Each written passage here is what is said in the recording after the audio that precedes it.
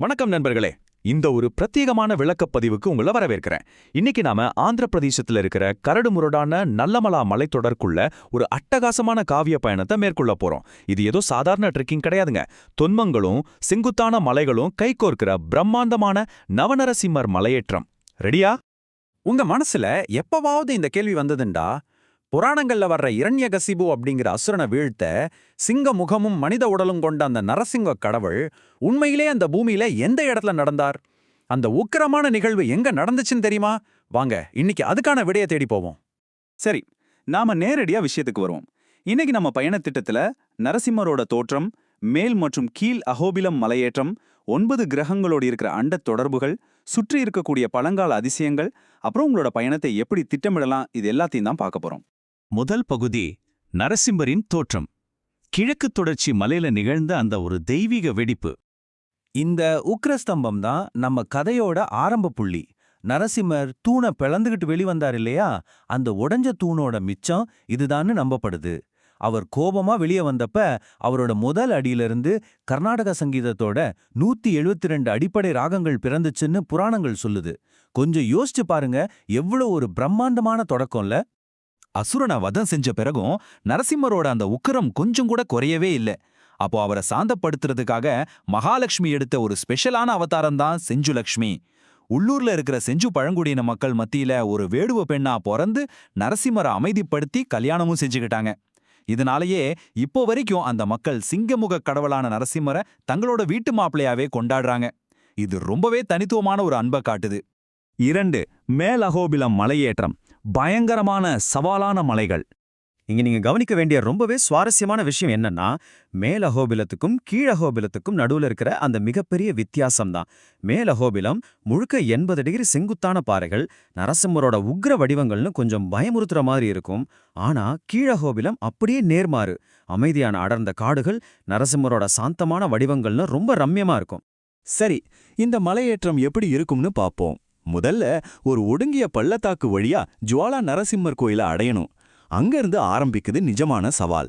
அப்படியே 80 டிகிரி செங்குத்தான ரொம்பவே அபாயகரமான பாகைகள்ல ஏறி உக்ரஸ்தம்பத்தை அடையணும். கேட்கும்போதே கொஞ்சம் மலைப்பா இருக்குல்ல? ஆனா அந்த உச்சியை தொடும்போது கிடைக்கிற உணர்வு நிஜமாவே வார்த்தைகளால விவரிக்க முடியாத ஒண்ணு. இந்த பயணத்துல நம்ம கடந்து போற ஒரு மர்மமான இடம்தான் ரத்த குண்டம்.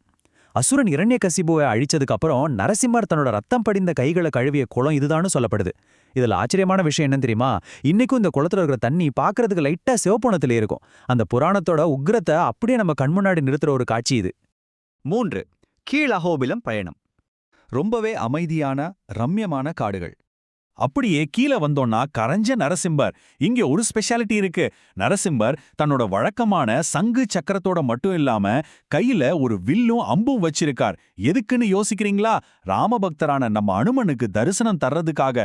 நான் என் ராமனா வந்தா மட்டும்தான் ஏத்துக்குவேன்னு அனுமன் சொன்னதால ஒரு ஒற்றை பக்தனுக்காகவே நரசிம்மர் தன்னோட தோற்றத்தை மாத்திக்கிட்ட அற்புதமான வடிவம் இது. அடுத்து சத்ரவத நரசிம்மர். இந்த 9 நரசிம்மர்கள்லயே ரொம்பவும் அழகான சிரிச்ச முகத்தோட இருக்கிற நரசிம்மர் இவர்தான். ஹாஹா ஹூஹு அப்படிங்கிற 2 கந்தர்வர்கள் பாடின இசைய ரொம்ப ரசிச்சு கேட்டு தன்னோட இடது கையால தாள முத்திரையை காட்டி அந்த இசைக்கு தாளம் போடுற ஒரு அட்டகாசமான வடிவம். மலை உச்சியில அவ்வளோ உக்கிரமா இருந்த கடவுளை இங்க ஒரு இசைக்கலைஞரா பாக்குறது ரொம்பவே சிலிர்ப்பான அனுபவம் இல்ல? 4. அண்டத் தொடர்புகள். அதாவது 9 நரசிம்மர்களுக்கும் நவகிரகங்களுக்கும் உள்ள தொடர்பு. இங்க நாம புரிஞ்சுக்க வேண்டிய மிக முக்கியமான விஷயம் என்னன்னா, இந்த 9 கோயில்களும் வானத்துல இருக்கிற 9 கிரகங்களோட நேரடி தொடர்புல இருக்கு. உதாரணத்துக்கு அஹோபில நரசிம்மர் குரு பகவான குறிக்கிறாரு, ஜுவாலா நரசிம்மர் செவ்வாய் கிரகத்தையும், மாலோல நரசிம்மர் சுக்கிரனையும் குறிக்கிறாங்க. இப்படிதான் நவகிரக தோஷங்களை நீக்கிறதுக்காக பக்தர்கள் இந்த குறிப்பிட்ட நரசிம்மர்களை தேடி வந்து வழிபடுறாங்க.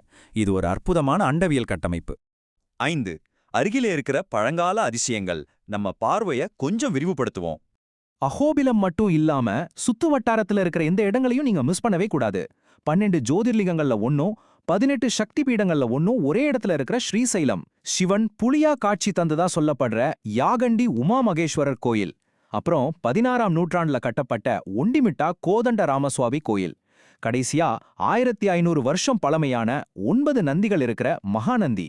இது எல்லாமே இந்த வட்டாரத்தோட ஈடு இணையற்ற வரலாற்று பொக்கிஷங்கள். 6.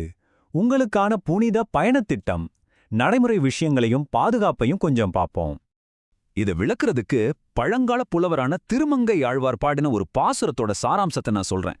கனைத்த தீயும் கல்லும் வில் ஏந்திய வேடர்களும் இருக்கிற இந்த சிங்கவேல் குன்றத்துல தினையளவு கூட எடுத்து வைக்கிறது ரொம்ப கடினம்னு பாடியிருக்காரு. இது 1000 வருஷத்துக்கு முன்னாடி சொல்லப்பட்டிருந்தாலும் இந்த மலையோட கரடு முரடான தன்மையையும் அந்த வனத்தோட கம்பீரத்தையும் இன்னைக்கும் அப்படியே உணர்த்துது. அந்த அளவுக்கு மதிப்பும் மரியாதையும் கோர்றவரிடம் இது.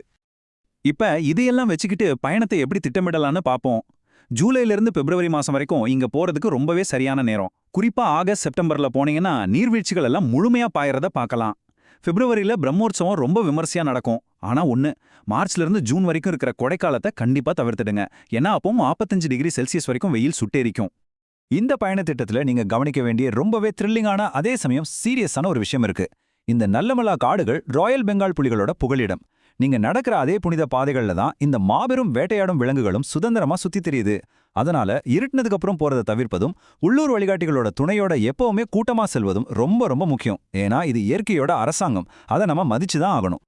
அடர்ந்த காடுகள், செங்குத்தான பாறைகள், 9 கிரகங்களை ஆள்ற 9 நரசிம்மர்கள், அப்புறம் சிலிர்க்க வைக்கிற புராண கதைகள்.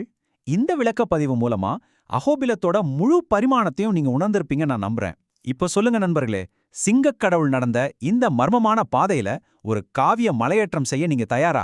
இதே மாதிரி இன்னொரு அட்டகாசமான பதிவோட நான் உங்களை சந்திக்கிறேன்.